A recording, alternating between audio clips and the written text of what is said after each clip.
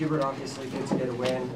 Also good to have RJ back. I know the play against Memphis, kind of a precaution. Just how nice was it to have him back and to have the guys get a full rhythm before the season starts? No, it was really nice. Obviously, having RJ out there as a head coach, you feel a lot better when you have RJ out there on the floor. I'm still trying to find a way to bring him back next year, and I don't know if it's going to work, but I'm going to try. And but it was nice having him out there and having a full roster and being able to go out there and compete. And I told the guys that the thing as a coach that is the most enjoyable to me is to see them having fun.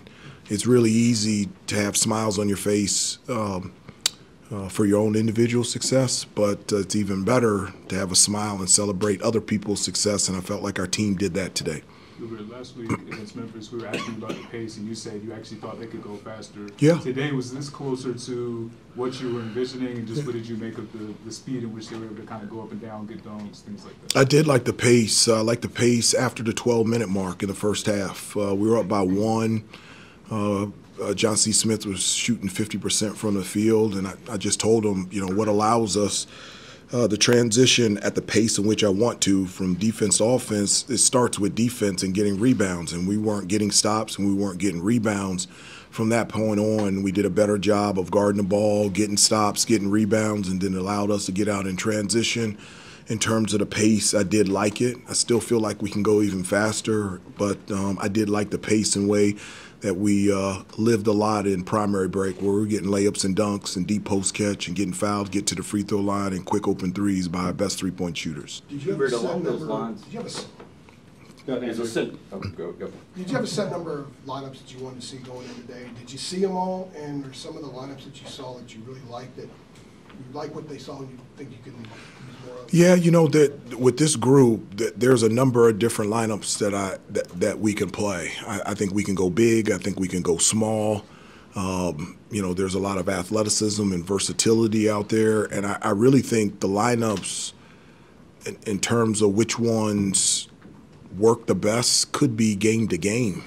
And so that's one of the exciting things about our group is our ability to be able to change and tweak and pivot and alter in terms of who's out there on the floor and be able to get the things that we want to on both ends of the floor. But I did see all the rotations and the lineups that I wanted to see, and I was really encouraged by the versatility and the type of depth that we had. As a quick follow to that, you had three different starters to start the second half. Was that just taking a look at different groupings? Yeah, that was just, you know, I was treating it as the game didn't have a halftime. Those guys came out and those guys came in. It was no more thinking other than that. It was just seeing just different lineups and starting the second half, starting that lineup. To piggyback off of that, Hubert, in terms of what we're talking about with the different lineups, when you have Elliott, RJ, and Seth out there as sort of a three-guard group, what kind of stress can they put on a defense in terms of the speed? I know they're not 6'6", but they're fast. Right, their attributes. Like, yeah. what sort of stress do you think they could put on other teams? Well, I've told you guys a number of times that I like as many playmakers out there on the floor as possible. And, you know, when you have guys like RJ, Elliott, and Seth out there on the floor, you can always get into your offense. You always have guys that can create a shot for themselves, but also for their teammates. And so when you run a play and you don't get a shot, we have multiple guys that can create a shot in our freelance offense, late shot clock situations that allow us to get high percentage shots. And so, yes, they can put tremendous pressure offensively on the opposing team, but I think they've really stepped it up defensively. You talked about they're not 6'6", but they're doing a really good job of their ball pressure on the ball, being able to keep guys out of the lane, and I've been really proud of them defensively and rebounding as well. Hubert, when Vin was playing at Vanderbilt, the numbers showed that he played above his height, and he finished tonight as your guys' leading rebounder. Yeah. What is it about him that gives him that nose for the ball on the offensive and defensive end? Well, you know, he is one of the things with Vin tonight. I was really proud of him, you know, with his effort. Obviously, rebounding the ball. He was the only guy on our team in double figures in rebounds, but he also led the team in offensive rebounds, and so. I felt like his motor was really good. He was in the right spots at the right time on both ends of the floor. One of the things with Vin that he continues to get better with every day, there is a transition as a transfer trying to fit into a team. And one of the things that I have been telling him a lot is I don't want you to fit in. I want you to be Vin. I know RJ's here and Seth is here and Jay Wash is here and, we got JB and Ian and Drake. I need you to be Vin. I didn't recruit you to be a role player. I recruited you to be a big-time player. And so you do you, and then the team will fit around you. And I feel like every day he's getting more and more comfortable with that.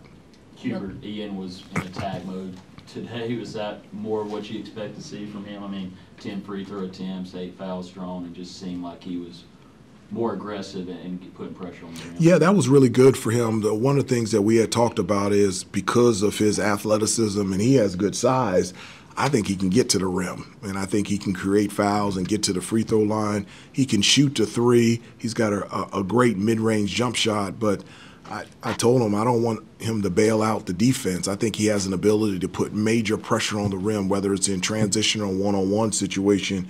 So him getting to the free throw line 10 times, that's exactly the way that I want him to play. And I felt like he was more comfortable tonight compared to being on the road against Memphis, which is, as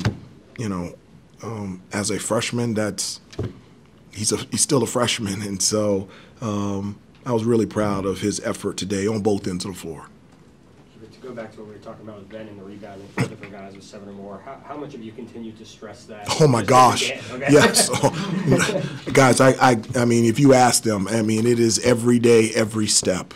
I keep telling them, Armando and Harrison are not coming through that tunnel. Like, the number one determining factor for us in terms of the outcome is rebounding the basketball. We have consistently got to get our 3, 4, and 5 to the offensive glass, and we got to be a great rebounding team. It doesn't matter, we obviously it would be great if Armando and Harrison were still here, but it doesn't matter. Like, we have a group that can box out and rebound. We have the athleticism to be able to do it, and it's at the top of the list. And it's something that is communicated through them every time out, all throughout the game, every practice, and on off days. Are you satisfied with the strides they're making? I am. Okay. I really am. And I told them that I rarely use stats, but I use stats to confirm what I already know. And so it's just talking to them about defense and rebounding and confirming how that translates to us being able to get out in transition on the offensive end and how it benefits them. And I tell them this all the time. I said, I told them this in recruiting, and I tell them this now. I'll never ask you to do anything that's a benefit for the team that's not a benefit for you personally. So rebounding the basketball is a benefit for you, but it's also a benefit for the team. And as a coach, that's the only thing that I ask for. Seth was just talking about when he's the 3, he's got to hit the glass. Yes. The offensive glass. Yep. How effective an offensive rebounder and weak side rebounder do you think he can be? I think he can be a great offensive rebounder. I mean, his athleticism, his ability to crash the boards, I think can be a huge benefit for us. It is tough going because you have different responsibilities. The 3, 4, and 5 get to the offensive glass, but the 1 and 2 have defensive balance, have to get back. And so going throughout the game, a lot of times, you're not thinking, am I the 2 or the 3? And I think he's getting more comfortable with that every day. But I think he can be a great offensive rebounder, and that's why I want him to go to the glass. He was that in high school. I think he can be even better here at college. Take a couple more. When it comes to Drake, Drake was another one that kind of seemed more comfortable, more aggressive compared to obviously that Memphis game last week. We talked about his versatility in the offseason as well. But what was it like seeing him kind of show that, throughout the course of a game? I know it's an exhibition, but throughout the course of a quote-unquote real game. Yeah, it was. I mean, I thought he was, good against Memphis as well, and his length and athleticism and defensive instincts are elite. I mean, just on the ball, off the ball, he can cover up a number of mistakes, and that block at the end, I've seen that a number of times, getting a block and just catching it in the air. And so, and then on the offensive end, his ability to shoot and attack the basket, he can even post up. And as talented as he is, and all of our freshmen are, they're still freshmen, and so they're still learning, and every day they're growing. And the best thing about Drake, Ian, and JB, every day after practice, they come to me individually every day and say, how can I get better? How can I improve? So you bring that type of talent and you combine it with a positioning of listening and learning, that's exactly what you want from young players. Last one, Lewis. Hubert, one thing that, talking with Elliot and Seth about the front court, just the space that's there now compared to last year with Armando. Yeah. How have you seen this team kind of grow to adjust to that spacing now that you have a couple of exhibitions under your belt? Yeah, our bigs in terms of Jay Wash and Vin and JB, especially especially Vin and Jay Wash, their ability to be able to make plays on the perimeter really gives us a different look. They can handle the ball, they can pass, they can shoot from three.